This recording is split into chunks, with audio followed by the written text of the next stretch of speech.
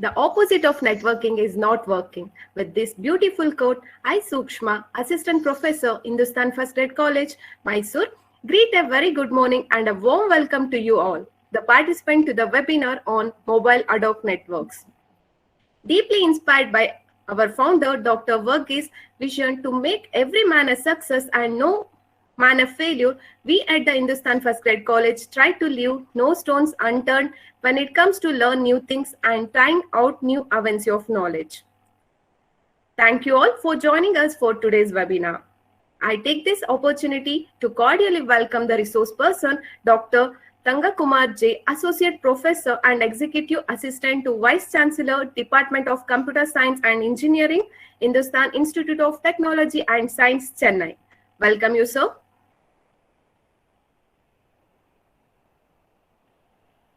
I extend my warm welcome to our principal, Dr. C.J. Priya. Welcome you, ma'am.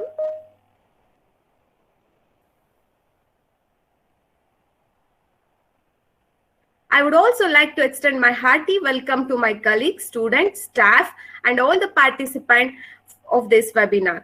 I request all the participants to mute audio and video to have the better experience.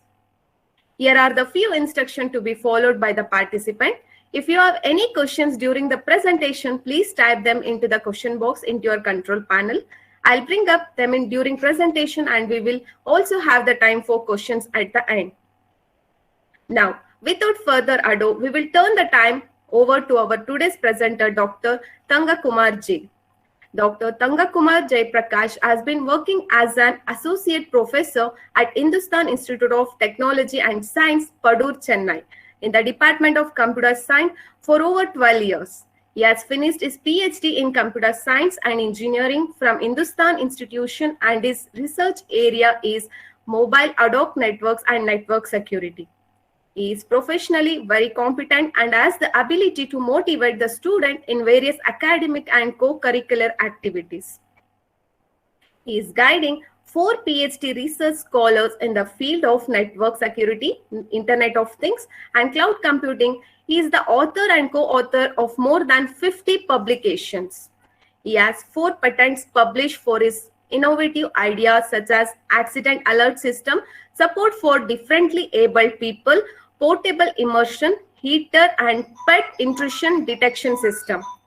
He has received various awards and honors such as Best Faculty of the Year from Computer Society of India in the year 2018 and Most Inspiring Young Faculty of South India from Indian Express, Best Faculty of the Year from Nehru Group of Institution, Mentor Award, Top 10 Popular Award winner from NASA Tech Brief, USA. He has received Silver Bronze Level Partnership Awards from Infosys for the Campus Connect program for the last 3 consecutive years, 2015 to 2017. He has successfully conducted 4-week online winter course on Python programming. He has certificate of completion for teaching with Moodle 3.3. He had completed online certification courses on Android and Python programming too. From Indian Institute of Technology, Madras, associate with NPTEL. Many articles has been published about his achievements in various newspapers such as Indian Express, Times of India, News Today, Inaidu, and Trinity Mirror in the link with his tremendous effort towards creating the Know Your Candidate Android app for his creativity, teaching, and learning pedagogies. He has brought laurel to the institution by mentoring at Texas Instruments. India Innovation Challenge 2015 organized by Texas. He has received many honors in the field of teaching, including many appreciation awards, Best Innovator Award of the Year 2014 from the institution. He is a member of ACM and lifelong member of IAENG. We are very happy to have you with us as a resource person for today's webinar, sir. It's a time to enhance our knowledge by being part of the webinar. Over to you, sir. Thank you, Ms. Sukshana, for your wonderful introduction about me. Thank you very much. So, out of 4 patents, I'm very happy to share with you. One of my patents got granted Indian patent got granted on 7th July 2021. It is the sixth Indian patent obtained by Hindustan Institute of Technology and Science, and I am very proud to say that it is related to road safety. It is related to safety roadways patent. It is my first patent. It was published in the year 2014, and after 7 years of hard work and after 7 years of waiting, it got granted recently. So I wanted to highlight that because it is related to ad network only. So that patent is related to ad network. So I'm also very excited to um, have a session on mobile ad networks. Definitely, it will be very helpful for you in learning. So let me share my presentation. Thank you, Sakshana, and thank you, Principal Ma'am, for inviting me for this great session. Thank you. Thank you, sir.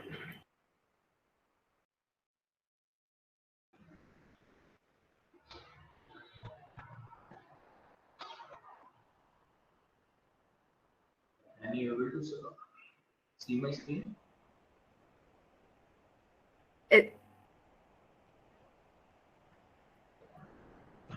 Mhm.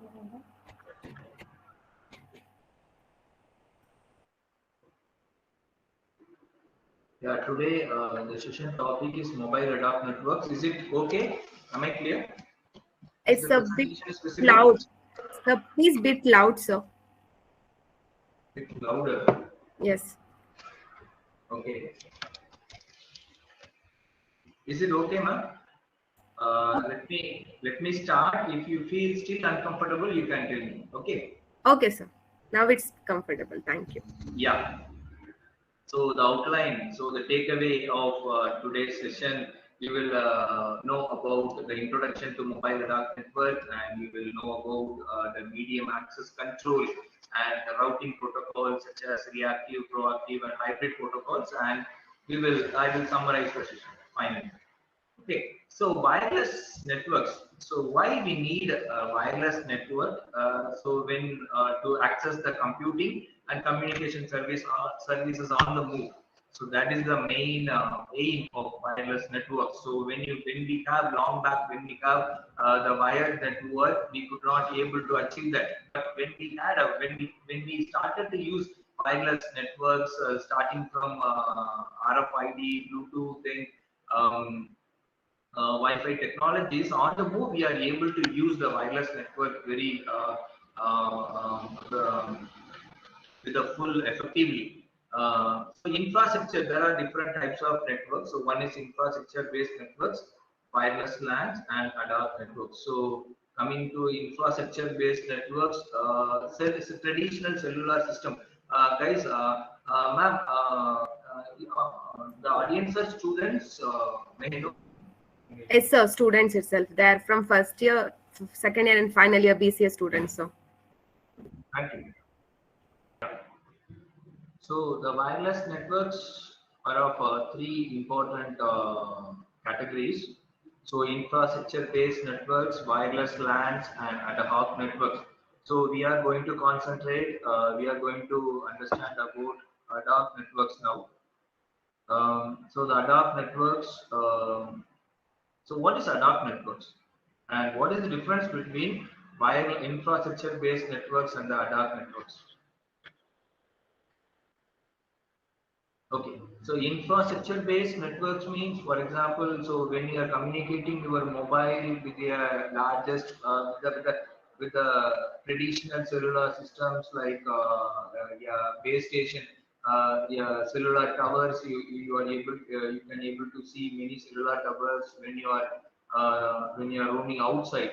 So that is infrastructure-based network. So you need to set up a very big infrastructure when you want to communicate with the wireless communication. So that is for that you have to set up a base station, and the base station will be communicated with other base station when you are in roaming. For example, hope we all have seen these type of infrastructure. This is called the cellular tower. So when you are communicating with your mobile phone, it will be connected to this base station, nearest base station, and you will connected to the particular call. So that type of infrastructure, if you want to build, definitely it will be very expensive. When you discuss about the ad hoc networks, so it will be very useful when infrastructure is not available or impractical, or or when infrastructure is very expensive, you can go for this ad hoc networks.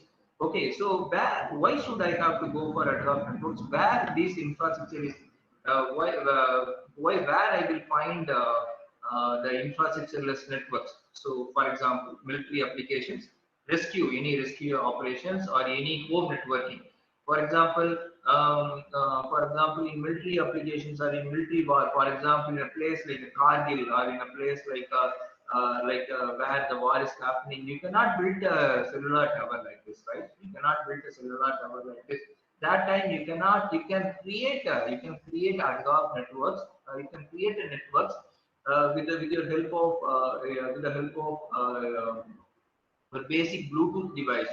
You can connect your devices um, using Zigbee. You can Zigbee transmitter. Zigbee transmitter will transmit the data from the source to the destination. With the help of some small networks, you can say it is an ad hoc network. So, for example, cyclone. If any places some cyclone used to happen, so in that places you cannot reach the people easily. That in that place you can create a ad hoc network, and some if you want to in if you in intra campus, for example, inside the campus, you can create a network and you can communicate with your people. For example, FM. So for a particular region, you can connect the FM with a particular frequency.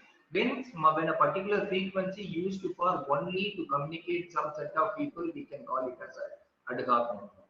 Okay. So cellular wireless network. So you can call it as a cellular wireless. Cellular wireless is different types. One is a single hop wireless connectivity to the wired guard. For example, so there will be a base station is responsible in wireless. In wireless, a base station is responsible to communicate the host in itself. So, for example, when you are moving, so assume that this is a network coverage. So this is a network coverage. Your network coverage will be around yourself with some distance. So assume that this is the node. This is the node you are using. So for example, so when you want to communicate with other node, so it can reach till this radius. Till this radius it can reach. So a base station is responsible to communicate with host in itself. A mobile host can change cells while communicating. A handoff occurs when a mobile host starts communicate with a new base station. For example, when this node is transmitted, when moved to from the source from one place to another place, another set of coverage it will occur during the cellular wireless. So this is a single hop. So you can call this distance as a single hop. So assume that from this is A and this is B. This is B. The packet will be transmitted from the source to the destination or from the A to the B in a single hop distance. In a single hop distance, there is only one coverage. Within one coverage, you can transfer the data from A to B. So if it is a multi-hop wireless, then how it is going to communicate? So for example, A, B, C and D. The data will be transferred from A to B, B to C, C to D.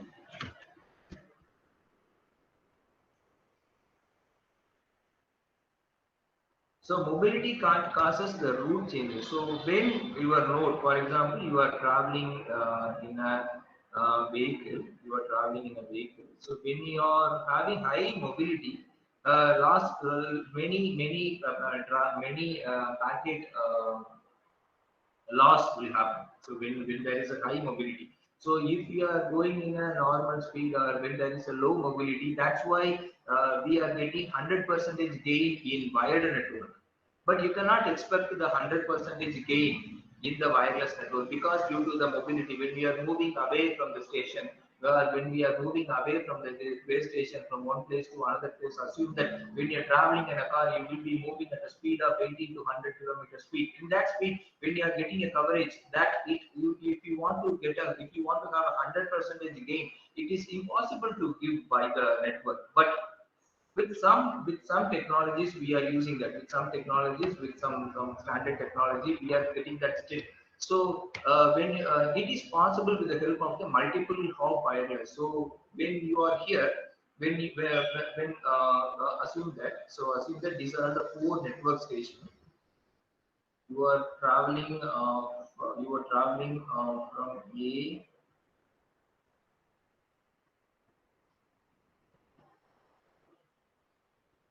B, C.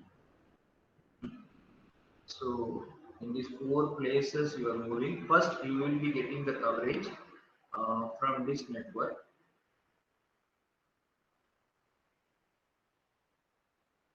When you move here, again there will be another tower. Next, when you are in B, when you are in the destination B, you will be getting coverage from the tower B. So like that it is. This is known as multi-hop wireless. So from A to B, B to C, and C to D. So now, what is mobile ad hoc network? What is mobile ad hoc network? So mobile ad hoc network is the one where there is no base station.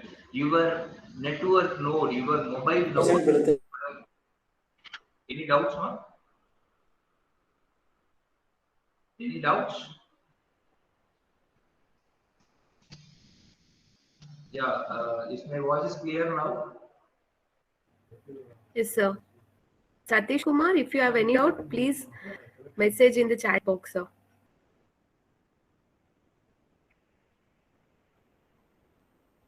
So, the mobile ad hoc network. So, your mobile node will act as a base station. So, that is the highlight in the mobile ad hoc network. For example, A is assume that A is one person mobile, and B is a person, B is the another person mobile, and C or D. Suppose here it is given as A and B. Suppose if A wants to transmit the data to D, assume that this is D, it will transfer the data, it will transmit the data via B and C. So it will transfer the data using the intermediate nodes, That is known as mobile ad hoc networks. Here you cannot see any network tower here. You cannot see any base station. You know that it is very cheaper. For example, with the help of the Bluetooth, you can connect. You can create a mobile ad hoc network. So host movement will be frequent, topology will be changing frequently. So here this is the topology which can be changed. So, but if you see any wireless network or wired network, there will be a fixed topology. I think in computer networks, you could have studied the different type of topology like bus topology, star topology, mesh topology, and different topologies are there, but circular topology. But here you can see the topology will not be there will not be any fixed topology. This type of topology can be changed into this type of topology. So the host movement, because of the host movement, will be frequently occurs, because so that this is B or D. So D has come here. So when D has come here, the data movement will be happening from A to B, then B to D, then D to B. So no cellular infrastructure is available in ad hoc networks, and multi-hop wireless links are available, and data must be routed via intermediate nodes. What is routed? Data must be transferred. So you can see your word route. Okay. So route is the best possible route to transfer the data from the source to the destination. Here I can transfer the data from A to B using X and Y intermediate nodes. So why ad hoc networks? Setting up a fixed access point and backbone infrastructure is not always viable. Viable in the places like military infrastructure, military stations, or any other tsunami infected places. But in ad hoc networks, you no need to have a backbone infrastructure support, and you can easily deploy. It is very easy to deploy, and it is useful when infrastructure is absent. destroyed or impractical. Okay, and many applications you can develop using this ad-hoc networks. That is personal area networking, military environments, civilian environments. So like for the pan like cell phone, laptop, phone, wristwatch, military environments. For example, it will helpful for soldiers, tanks and planes, and civilian environments like taxi cab network, meeting rooms, sports stadiums, boats, mall, aircraft, etc. And in emergency operations, some like search and rescue, policing, and firefighting.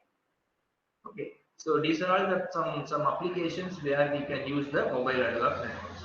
Okay, so what is the challenges in mobile analog networks? So many environments, many researchers are going still in the area of analog networks, where you can reduce the packet loss due to the transmission errors, where because of the variable capacity links, the packet loss may occur, and frequent disconnections is possible.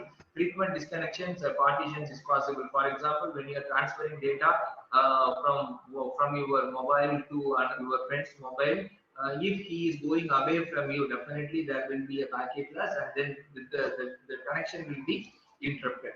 Okay, so you need uninterrupted transmission in mobile environments. So then only you can get some 100% speed, and then only you can transfer the data or transfer the packet or transfer any information very easily. So limited communication bandwidth is so the bandwidth also very limited, and the broadcast nature of communication, because in wired network you will have a good bandwidth, but when you are going for a wireless network or Wi-Fi network, definitely you cannot get that much of a good bandwidth, but somehow because of this 4G or because of this 5G you are getting a good connection.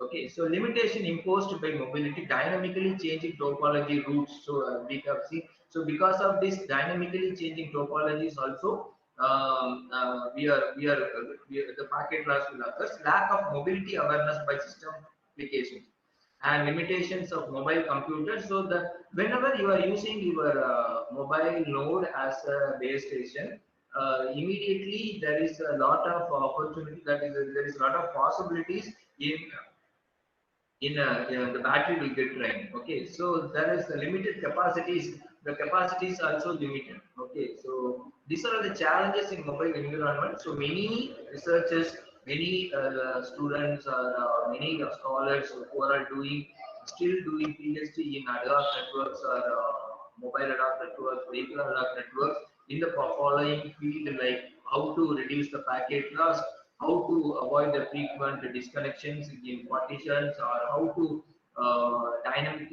reduce the dynamically changing topology, or how to reduce the mobility, high mobility in mobile environments. So these things still researchers are going on. Okay, so effect of mobility on the protocol stack. So I hope you all know what is the OSI layer, the 7 layers of OSI, that open system interconnection, that is for wired network. But for wireless network, you can have this protocol stack. So first the data will be transferred into the physical layer, then the medium access and handoff. So media access and handoff is the it will hand over to the next node.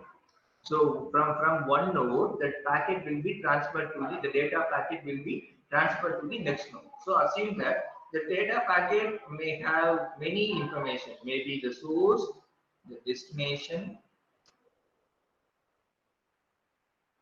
the destination, and maybe some headers,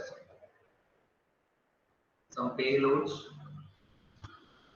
etc. So when it reaches the and data, importantly the data.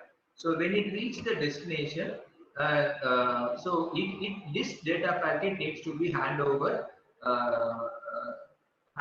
to the destination node. So network will take care of the addressing and routing, and transport will take care of the congestion and flow control, applications, the new applications and adaptation. So transport layer. So when you have a more number of nodes, congestion may occur, or or overflow or overcrowd due to the overcrowd of nodes, congestion may occur, and the network will take care of the addressing and the routing of packets. Routing means we will see one by one.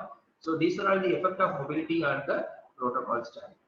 So first we will discuss something about the medium access control. What is medium access control? So medium access means you can able to understand. So something which is available in the middle of the two nodes, which is used to access the data packet.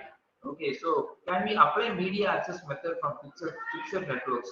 So assume that the fixed networks medium access control methods are for carrier sense, multiple access, collision detection. So it is sent as soon as the medium is free, listen into the medium if a collision occurs. But its standard is IEEE 802.3. But when you see the challenges in wireless network, signal strength decreases. Whenever the signal strength decreases, proportional to the square of the distances, you cannot maintain the link. Whenever the signal strength decreases, automatically the connection will cut off. Sender would apply carrier sense and collision detection, but the collision happen at the receiver. Sender may not hear the collision, but collision does not work. So collision carrier sense might not work if a terminal is hidden. Okay, so if you fixed network, this methodology will be working good. Okay, if for example, if A and B and C is there, so you can see the communication. Always you can see the frequency. Always there will be the ranges. Always there will be a coverage area between A, B, and C. So whenever there is a multi collision detection occurs, or whenever there is a transmission occurs between A to B or B to C or C to B or B to A, definitely due to the signal strength, because of the signal strength, definitely there will not be any error occurs. But when C trying to move away from B, or when A is trying to move away from B, so that time we cannot able to apply this media access method. So they are saying hidden and exposed terminal problem will occur. So what is hidden terminal? Because sometimes when there is a coverage area between A, B, and C, you can see a diagram between A, B, and C. A is hidden for C here, and C is hidden for A. And exposed terminal is when we want to send it to A. There is chances of there is a chance where C is also can able to receive that particular packet. So C also can able to census the carrier. So you can see these are the carrier waves which it finds the medium in use and it has to wait. So definitely because of this hidden and exposed problem, we may not use this CSMA CD medium access methods. So for this type of mobile ad hoc networks, multiple access with collision avoidance technique we are using based upon the reference CAN or author CAN. So MACA uses signaling packets for mobile collision avoidance. Here, before sending the packet to the destination, it will send a request to send packet, and once it received by the particular receiver, it will send the request the right to send or request to send packet, and once it is received from the receiver, it will receiver will grant the access. Receiver will grant the access by sending the clear to send packet, which is known as ready to receive, which is when it sends the clear to send packet, it means it is ready to receive the particular packet. So if the signal strength is good, definitely it can able to send the request to send packet from A, and if the signal strength is good from the receiver side, it can able to send the clear to send packet. Otherwise, it cannot able to send this packet. So signaling packet means it can have the sender address, receiver address, and packet address, and the variants of this method are used in IEEE 802.11. So this is the solution for that is multiple access collision avoidance solution. So you can see multiple access collision avoids the solution of a hidden problem. So A and C wants to send it to B. Okay. So first A and C want to send the data to B, but at the same time, if it send, uh, it will avoid it will create a collision. It will create collision. Collision means when two or more source trying to send the same packet to the same destination, trying to send the packet to the same destination, collision may occur. So to avoid that, so A will send the RTS first. So here you can see A will send the RTS first. This is the first step, and then C waits after receiving CTS from B. Okay, so then B is sending the CTS to first A, clear to send, then only it is sending to B. So CTS message will have CTS clear to send message will have it means C is trying to say A is going to send, so no need to send now. So it will have the source and the destination. So it will have the sender address and the receiver address and the packet size. So now C knows A is going to send it to B. So C will wait after receiving the CTS from B. So this is the Naka avoids the problem of exposed terminal problem also. So say like the same thing. So B wants to send to A and C. B wants to send it to A, but C is the another terminal. So B will now C does not have to wait as it cannot receive CTS from A. So this is the exposed problem where you can solve using this method, that is multiple access collision avoidance. So I think I can skip something. So I wanted to go to the routing protocol. So routing protocols is there are the three different types of routing protocols. So one is the proactive routing protocols, reactive routing protocols, and hybrid routing protocols. So before go to the session, before continuing the session, guys, can you hear me? Are you with me? One of you can respond me, so I can. Yes, sir. Yeah.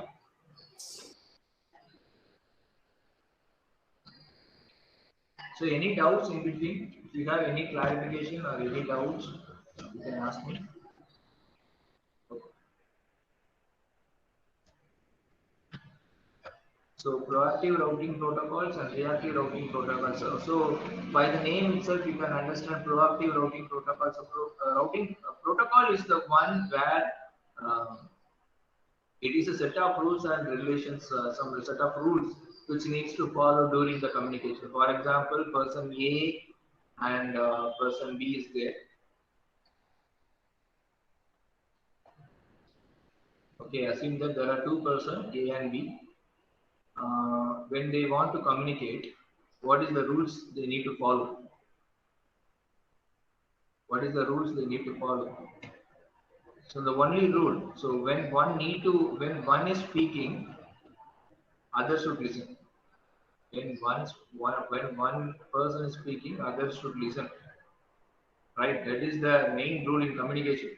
When person B trying to speak, when person B trying to speak after some time, person A should listen. So the same case study, the same example, you imagine when two persons is talking over telephone. So previously we used to have a telephone like this. Okay.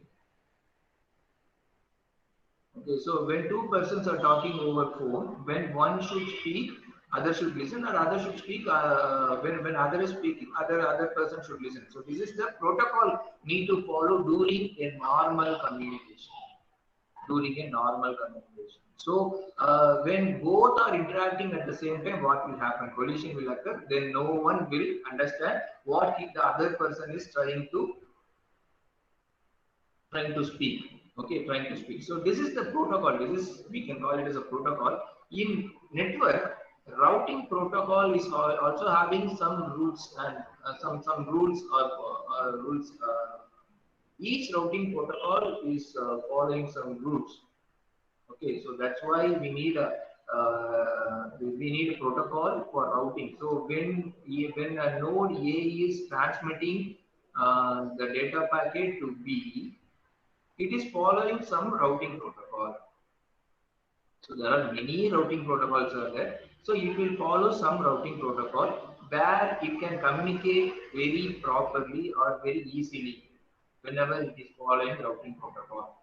So routing protocol will have the routes, routing information, intermediate node information, and also what protocol it needs to follow, whether it needs to send the request to send, and whether it needs to receive the clear to send before sending the packet, whether it needs to the acknowledgement. Some protocols it need to received by the node A or B. So that is known as a routing protocol. There are different types of routing protocols are there. One is proactive routing protocol, a reactive routing protocol, a hybrid routing protocol.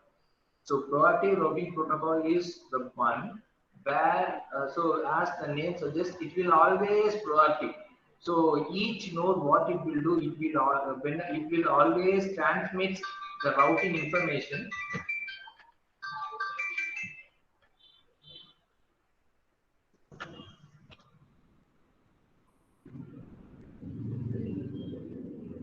It transmits the routing information frequently to the nearest node. For example, A, node B, node C, node D. So assume that. So A used to transmit the routing information frequently to B, C, and D, even though it is not required. Even though it is not required, it will send the periodic updates about the routing. So it will send its data, it will send its information. So all information. So what D will do? D also will say, so A is nearer to me, so it will send A, D. It will send B, A. So nearest node, assume that this is a packet. So so this is the node. So this is the nearest node. The routing information will have the nearest node information. So other also can transmit whenever the data is transmitting. That time it will be very useful. Whenever the data transmit during the data transmission, this routing information will be very useful. So if it is based on the periodic updates or if it is sending periodically, what will happen? High routing overhead will occur in proactive routing protocol. So first one, it is in the traditional distributed shortest path protocols. It maintains routes between every host pair at all times, and it will update the routing information periodically to the nearest node. Because of this periodic updates, how high routing overhead will occur. So what will happen? Imagine when you are simply transmitting the packet over the network, what will happen? So network traffic will occur. So because of that network, because of that packet, sometimes data will not transmit properly. So there is an example, DSDV is an example, destination sequence to destination distance vector routing protocol is a proactive routing protocol. And reactive routing protocol is the one, it will act reactively. So whenever it is needed, whenever the route is needed, that time only it will transfer the routing information. So example, dynamic source routing. So it will not simply forwarding the routing information. Whenever there is a need, then only the reacting protocol will react. Hybrid protocol is a combination of proactive and reactive. Both will happen during the same protocol or the same network. Example, zone routing protocol. So let me discuss about the traditional routing protocol. So routing protocol is the one. So I hope you all understand about what is protocol. Protocol is the necessary one where you need to transfer the information from one node to another node. So that's why we have seen some example how a person A will uh, speaking to person B. For example, in these online classes, so if you are listening to me, then you will understand some concept. At the same time, you will be talking to someone or you will be doing something or if you are doing some assignment, or if you are listening to some movies or music, instead of listening to me, definitely you will not understand anything, or you will not get that packet, you will not get the information from me. It will transmit it to the network. That's all. Nobody will receive.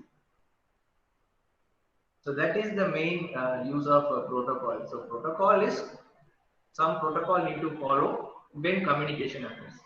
Okay, so here there is an example you can see. There is a network. The network it looks like some tower, right? So you can see this is 1, 2, 3, 4, 5, 6, 7, 8, 9, 10, 11, 12. 12 nodes are there. So each node is going to maintain some routing table, the routing. Okay, so node 1, the next hop, if 1 is the destination, or the 2 is the destination, what is the next hop?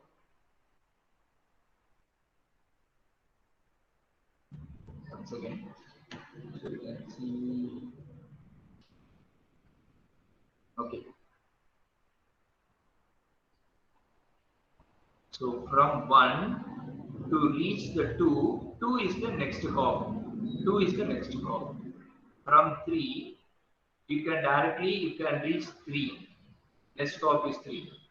From 4 to reach the 4, you can reach by 3 or you can reach by 2. So here they have given to reach the 4 from 1 to 4, you can transmit the packet via 3. What is the 5? 5 is the next hop is 2. We have to reach via 2. So 2 is the shortest distance.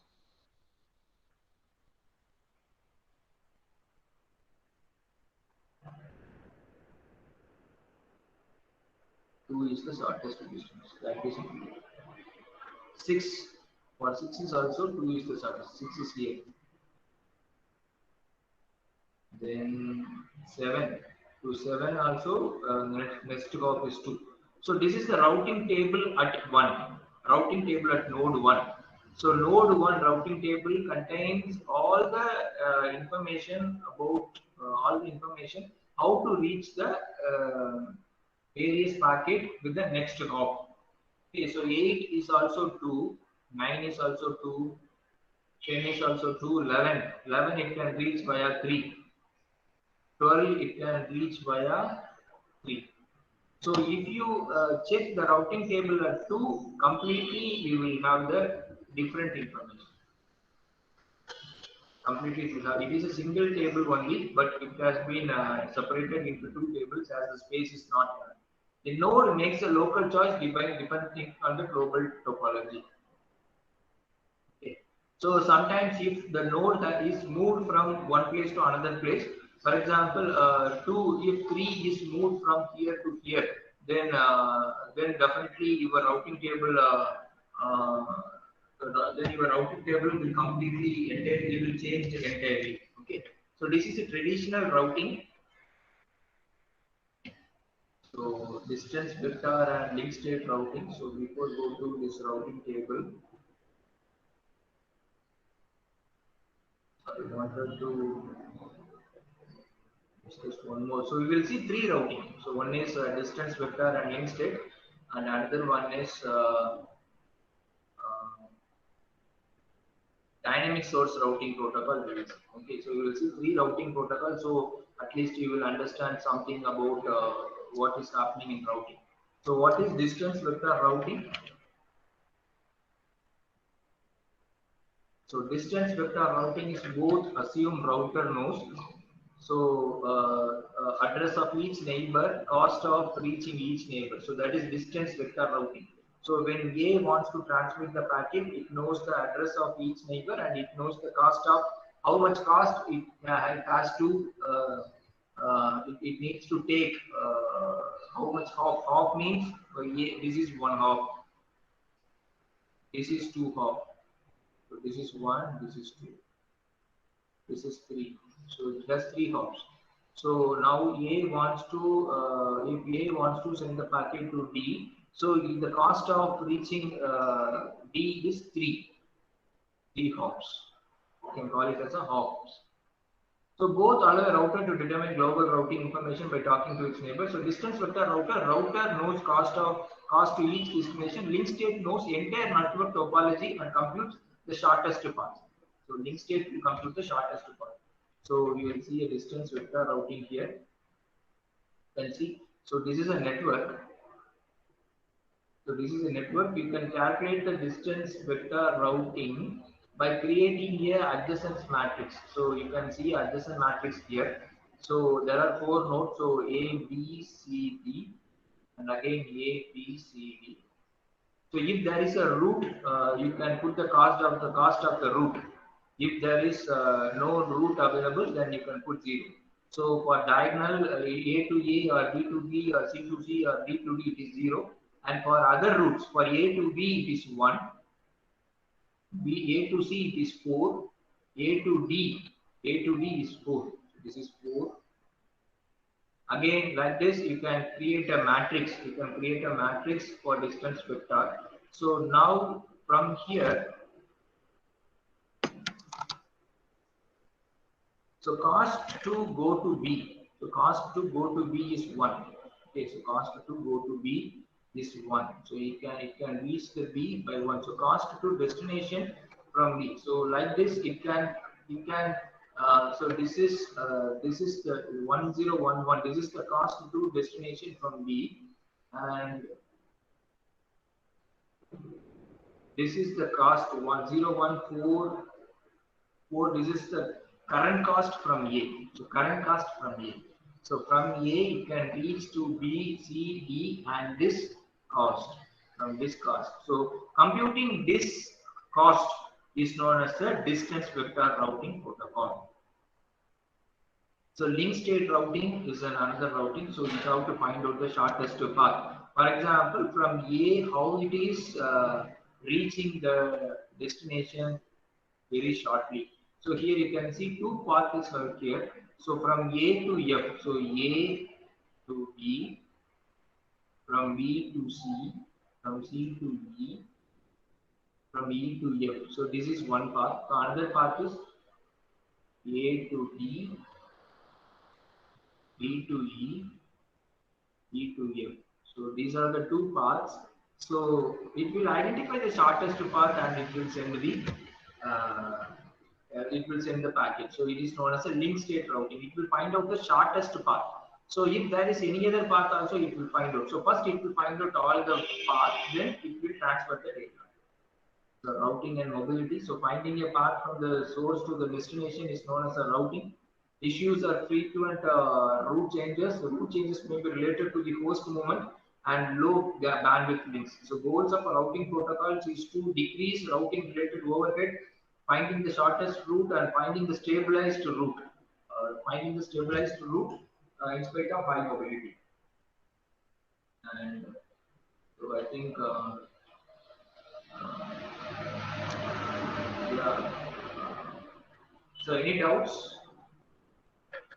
Any doubts till now? So I think I can have you one more routing, that is dynamic source routing protocol. So dynamic source routing protocol is another reactive routing protocol. Okay. So when node S wants to send a packet to node D, but does not know the route to D, node S initiates the route discovery. So source node S lets the route request packet. So this is the dynamic. This is the functionality of dynamic source routing, where it can send the route request. Each node appends own identifier when forwarding our route request. So appending its own identification during the transmission of packet. For example, so route discovery in DSR you can see here. This is the different number of nodes you can see here. So when S wants to send a packet to D, first it will send a route request to the neighbor nodes.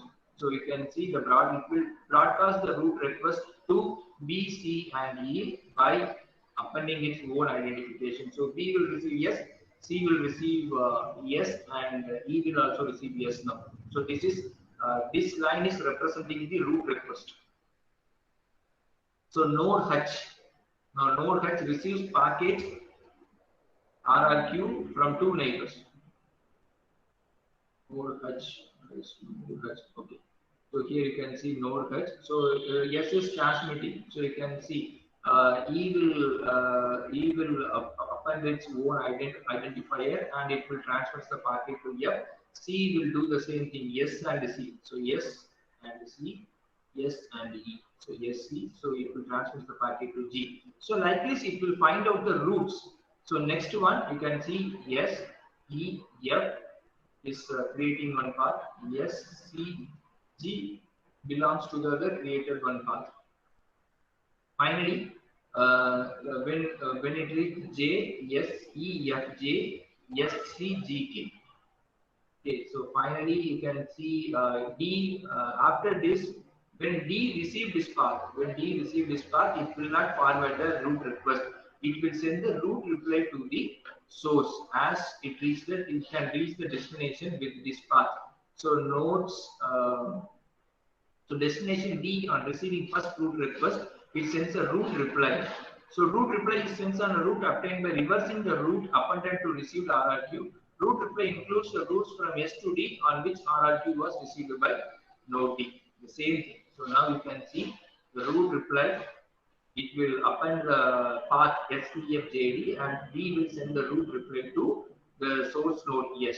So on receiving this, node S on receiving root reply catches the root including the root reply. When node S sends the data packet to D, the entire root is included in the packet header. So hence the name is known as the dynamic source routing. So intermediate node uses the source root included in the packet to determine whom a packet should be called. So this is the next step is data delivery. So data will be delivered to SEFJ.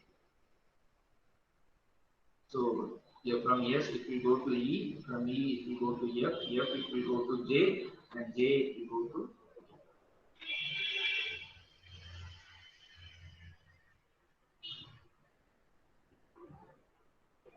So I think I wanted to show some examples on routing. So I think I have discussed about the introduction to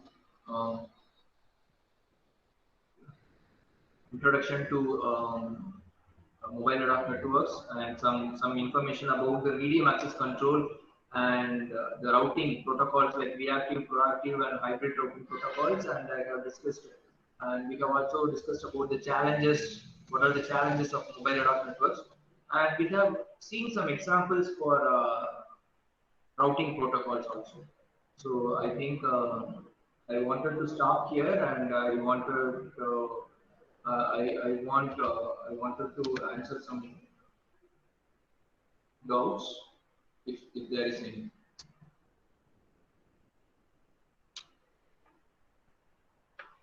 Yeah, I'm done. I'm done, ma'am. If you have any queries, you can ask me. Hope you have enjoyed the session. Now I kindly request the participant to pose their question using chat window, or else you can directly ask the question to sir.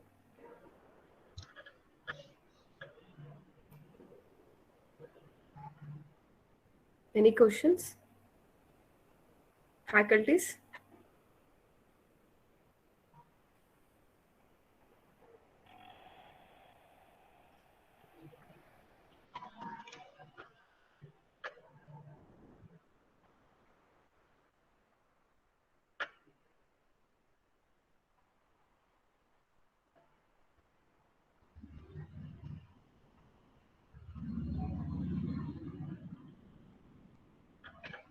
Any questions from student side?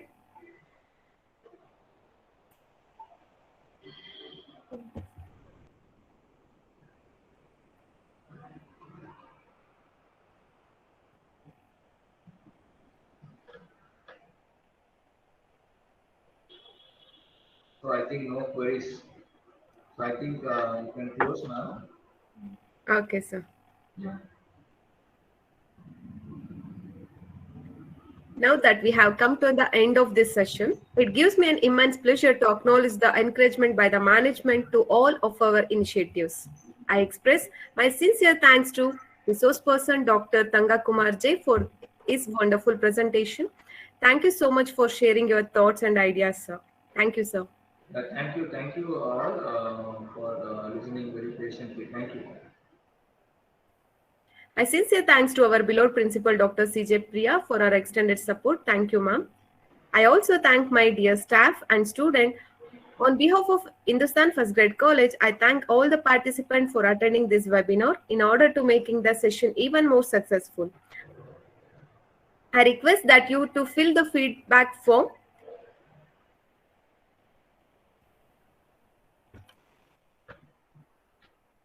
Kindly fill the feedback form that is in chat window. I thank you in advance for your comments and suggestions. Thank you everyone.